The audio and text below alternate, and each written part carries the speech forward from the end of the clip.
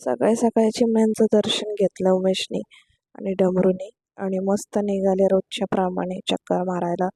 दोघं मस्त चक्कर मारून आले आणि होळी होती तर चिल्लर पार्टी सगळे सोसायटीच्या खाली होली खेळत होते. कलर वगैरे सगळे लावत होते. मोठे कोणीच नव्हतं जास्त, सगळे लहान लहानच होते. त्यानंतर आम्हाला जायचं होतं डी-मार्टला. डी-मार्टला गेलो तर डी-मार्टच बंद, दोन्ही डी-मार्ट बंद.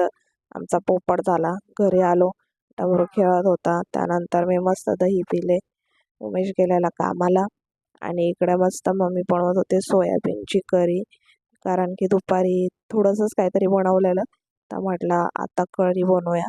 आणि आज माझ्या मम्मीने ज्वारीचे पॉपकॉर्न बनवलेत.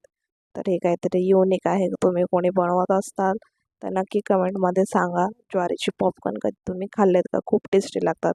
इकडे डमरूच्या आणि माझ्या मम्मीच्या गप्पा चाललेल्या. डमरू खूप जोरात आवाज काढत होता.